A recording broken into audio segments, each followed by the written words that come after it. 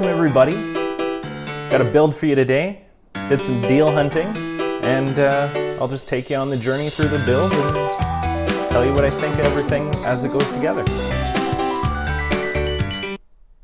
All right, for the build, we have a Teamgroup 120 gig SSD. It's 25 bucks. We got the AMD Ryzen 3 2200G to throw in there. Got some Teamgroup T-Force Delta RGB memory. It's 16 gigs at 3200 megahertz. And of course, it's got some lovely RGB. Now, here's the motherboard. Really basic motherboard, but it's the MSI Pro VH Plus. It's an A320 motherboard. Yeah, you can't get much more basic, but good for inexpensive systems. And the heart of every system, you need a good power supply. So we got the EVGA 500 watt bronze, so 80 plus bronze edition. And I found this lovely Corsair case. Pretty inexpensive. We'll throw it in that. All right, so we don't need the case just yet. We'll drop her back here. Every good build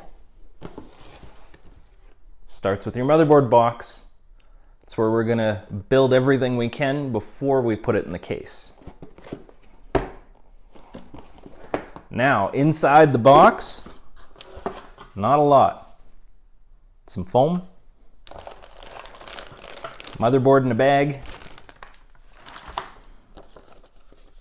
Thank you for choosing MSI. Where do I put my memory modules? That's important, but this is only a 2-DIMM board and I got 2 DIMMs, so it's kind of hard to mess that one up.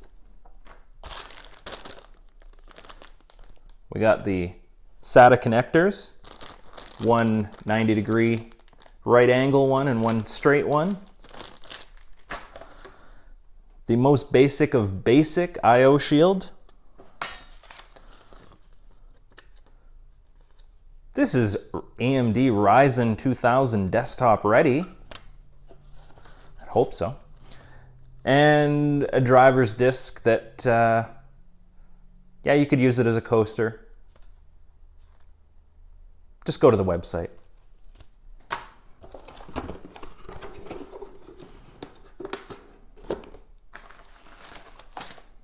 All right. So we're going to pull the motherboard out.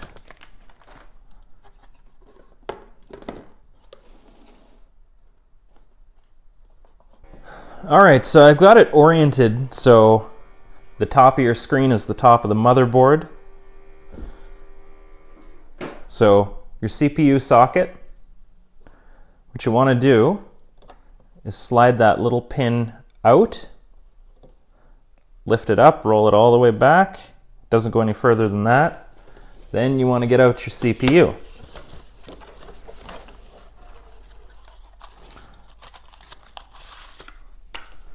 All right. Gently open the package, don't pull too hard, otherwise you might send your processor flying through the air. All right, now you should be able to see a little golden triangle here. Matches with that. And we want to just drop it in. We don't push, this is 0 insertion force. So it just dropped in, now I push this lever down, goes out to the side a little bit and clicks. All right. Maybe let's throw on the cooler. So the Ryzen 3 and a lot of the lower end Ryzens, they come with this little Wraith cooler. Now, I know this is an A320 board. It's not going to do any overclocking. But I do have something better, so I'm not going to use this one today, although you could. Just over at the side, I happen to have the cooler from my Ryzen 2700. So the deal with this one is it's also RGB. So since I have it handy, we'll put that on. Now, trying to figure out how you're going to orient it. So figure that out before you drop your thermal paste down, okay? If you get the cooler straight out of the box brand new, it's already going to have thermal paste applied. But since this is previously used, we're going to have to put our own. And we got better stuff anyways. So when you're looking at screwing it down, you got to pay attention to how it's going to orientate where these cables are going to go, so it's not just dangling across your board. So generally, what I would do is put this AMD logo towards the I/O. So I'd clamp it down like this. My fan header cable will plug in straight down here. And then this is the RGB cable, okay? And in the case, I'm gonna bring that through the back, feed it all the way down, and if I need, I have an extension cable. Otherwise, my RGB header's down at the bottom. RGB header is... It is here. Trust me. Here we go. That's where she is. So now that we've figured out our orientation, you want to put that to the side. We're going to need to put some thermal paste on this. All right. So for the thermal paste, I have this Noctua NT-H1 thermal paste. Some pretty good quality thermal paste without breaking the bank. Arctic Silver's fine. But if you want to go higher end, I mean, there's always like Thermal Grizzly. All right, unscrew the tube. So I know there's many different ways to put on thermal paste. I stick with the pea size, just right in the center.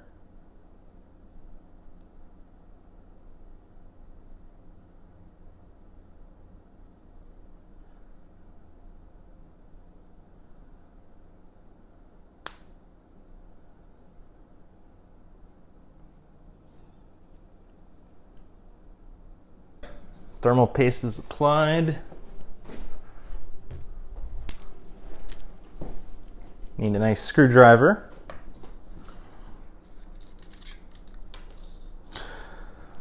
So when you put this down, put it down in the right spot. Don't move it around. When you move it around, it creates basically gaps in the thermal paste, so it might not transfer the heat properly from the processor to the heat sink to the fan to cool it off.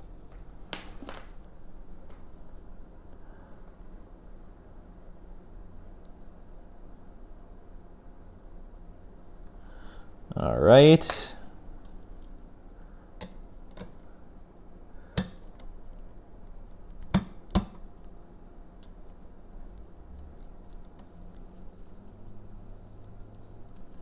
Now, when you're done screwing it down, it's on there good.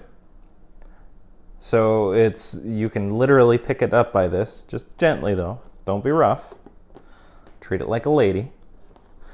Okay, so processor, cooler installed. If you were doing a closed loop cooler or an all-in-one, generally I would install the rad in the case and not hook it up until the motherboard's already in the case. I mean, you can install it outside of the case, but I find it's just a little bit more juggling. All right, so for the RAM, we got 16 gigs, like I said, 3200 megahertz.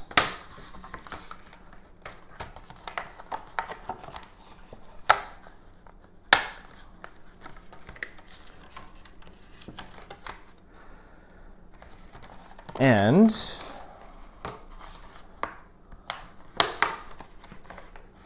I think this was like $103 on Amazon, 103 Canadian that is. Okay, so you'll notice the notch. You do have to match the notch to the motherboard, because if you don't, you'll be wrecking this gold here, the gold pin, and you might have just wrecked your RAM. So if your motherboard has, say, 4 slots, for example, you're going to want to take a peek at the manual to see which slots are the ones they want you to put memory in. Because, yeah, we can guess that it's the 2nd slot and 4th slot, and that's normally right. But some boards are different. Over time, you'll see that. So always check your motherboard manual. Here, there isn't much of an option. 2 slots, 2 DIMMs of RAM. You do want to get dual channel kits. Try not to mix memory. It just doesn't work as well, or sometimes not at all. Okay, so memory in. This is an APU, so I don't technically need a graphics card in here. This is a system that somebody would build if they couldn't afford the graphics card right now, but they wanted to get some gaming in and put some money aside and buy that graphics card later. Okay, so I guess I should give you a tour of the motherboard as we go. So for I/O, we have the old PS2 connector. So that's keyboard, mouse. We got some USB here. There's HDMI. VGA, I hope nobody's using that. Now we got 2 and 4 total USB 3. We got gigabit Ethernet. And then we got our onboard audio. All right. Now, this heatsink over the VRMs help cool it if you're doing some heavier gaming. This isn't an overclocking board, so it doesn't need very elaborate VRMs. Up here's your 8-pin power. So that's going to come from the power supply. It's going to say CPU power on the cable if it's labeled, generally. All right, so this is your PCI 16 times slot.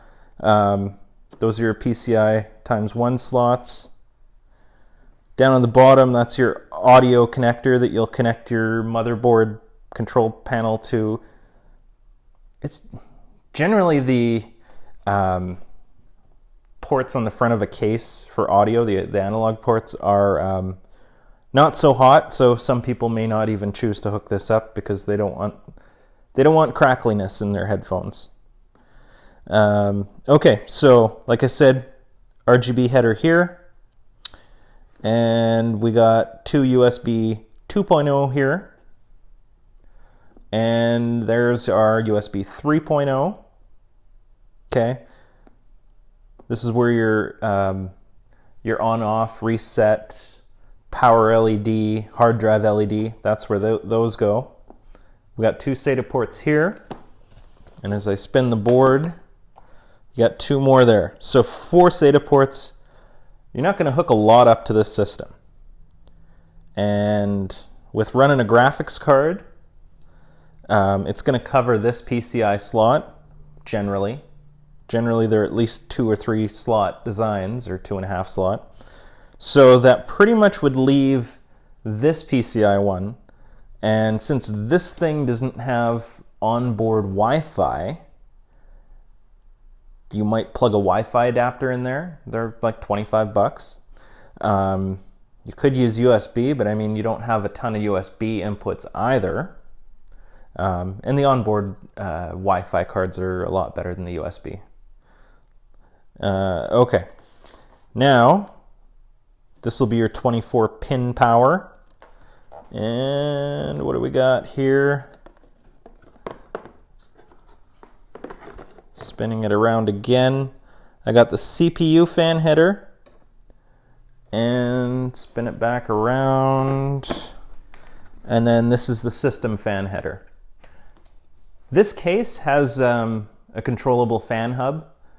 So it's not like I'm going to worry about running out of fan headers, but if you plan on running a bunch of fans off of a board like this, you might either need to buy a kit that includes a fan header, or sorry, a fan controller with it, or you're going to have to spend 10, 15 bucks and buy a fan controller for yourself. So the fan controllers are 4-pin and 3-pin PWM. So you'd plug this, since this is a CPU, you'd plug that into the CPU fan header, and your other case fans that you would install here in the case, maybe above and in the front, you'd install them to the control, the fan control, and then you could keep it separate, so it's just controlled by a switch or a toggle, sometimes software, or you'd hook them up to here, and in your BIOS or sometimes your other software, you could control your fan curve that way as well in software. Briefly, I should mention, obviously, if you buy this processor, you do not have this Wraith RGB cooler in the box. So, if you don't want to go with this dinky little stealth cooler, another option, really popular, lots of people talk about these. This is the Hyper 212 Evo. So with a processor like this, you don't want to break the bank buying another heatsink. This is a way where you can get that decent cooling, provided that your case will fit it. So pay attention to the height requirements. But yeah, that's another option for you. All right, looks like we're ready to turn her on.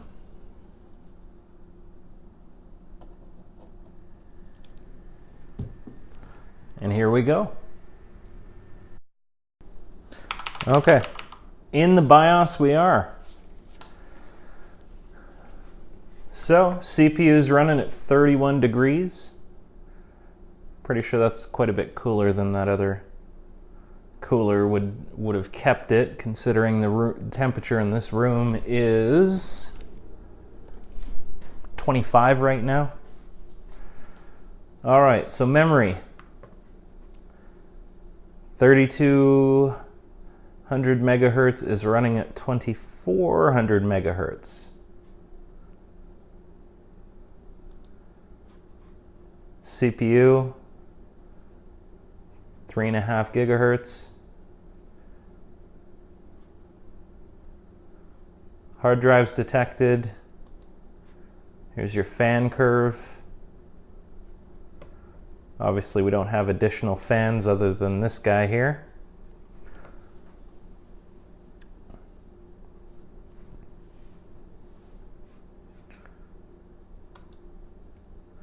So XMP.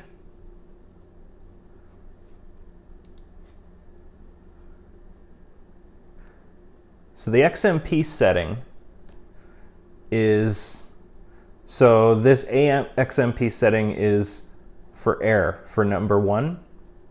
If you're on water cooling, pick number 2 because you're going to have a little bit better cooling. I'm going to go with number 2.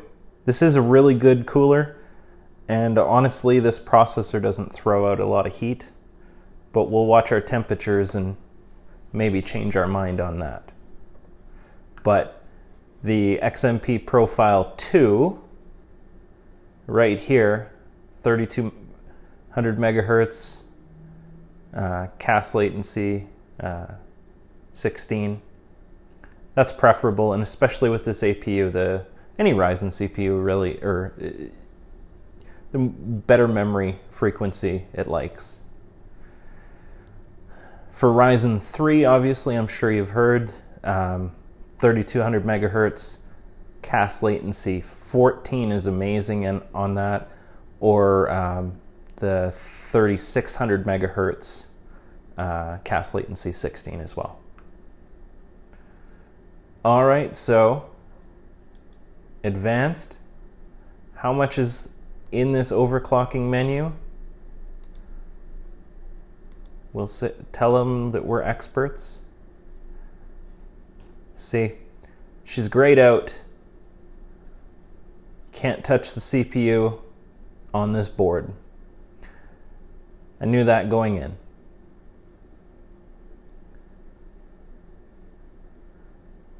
Okay, they leave you a little bit more flexibility when it comes to the memory.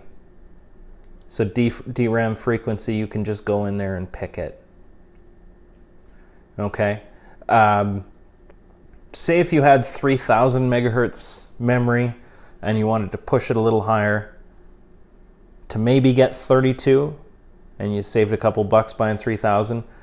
Generally, if it will push to that, you'll have to give it more volts. Okay. Now, every time you add more volts, you might want to watch an overclocking video to get up to speed on that. But anytime you add more volts, you have the possibility of failure. And honestly, there goes your warranty if you're really pushing it, right? 3200 megahertz though, to get that, you could push the DRAM voltage to 1.35, even 1.4, but I wouldn't go over that. All right, so let's save and exit. Oh, what's our boot status? Oh, there's only one option, because that's it right there, the Teamgroup. If you have multiple things, yeah, select your boot option, okay? And if you're doing a fresh install of Windows, which I would generally suggest, and say you have a backup drive, don't plug in the backup drive until after you installed Windows. It's just kind of a good practice so you don't accidentally overwrite all your game saves and movies and music with the operating system by accident. All right, so everything looks healthy. Let's just save and exit. And this drive already has Windows on it, so it's from a laptop, so let's see if she boots at 3200 megahertz.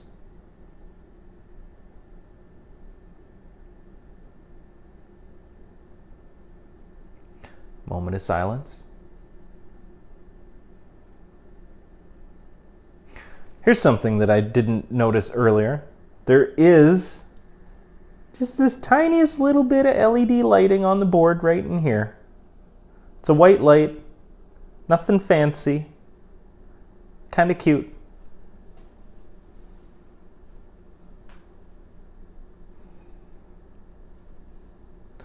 So since this drive comes out of a different Windows system, we'll have to go to that MSI website, download all those drivers. That's where you'll be able to pick your lighting scheme with your RGB, get some mystic light in there. Until then, the AMD one stands at its stock red, and then the RAM will just keep doing its rainbow effect. I don't know if this LED does anything other than white, but I'll find out in the control panel.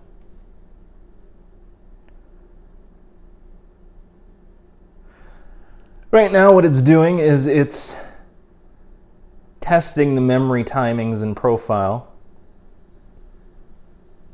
If 3200 megahertz wasn't going to work, basically it will keep trying and then fail, and then it'll tell you that it didn't work and bring you back into the BIOS, and you could choose something else, or say apply more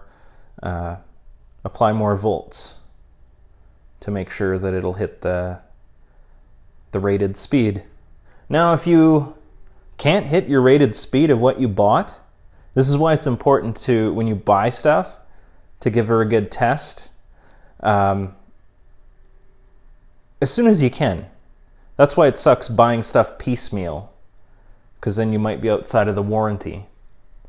But anyways, if the RAM doesn't work and you're still inside your return policy, RMA it. Get a different kit. Also, double check that, you know, this is on the list that's approved memory for your board. Because you could buy memory that doesn't really work so hot on Intel. It might work on the odd board, or AMD. It might only work really well for Intel or some higher-end AMD boards. So yeah, check the QVL, the qualified vendor list, and make sure that your RAM is on there. Steam's trying to load up. Well, for old time's sake, let's bring up Edge. I know everybody... Oh! Now I'm feeling pretty smart. I never plugged in a wireless card into this yet. Have to do that and get back to you here. I realize the video is running along, so we'll end it on the test build and pick up the next video with the case installation. Once again, thanks for watching. Like, subscribe, all that. And of course, I welcome your comments. See you in the next one.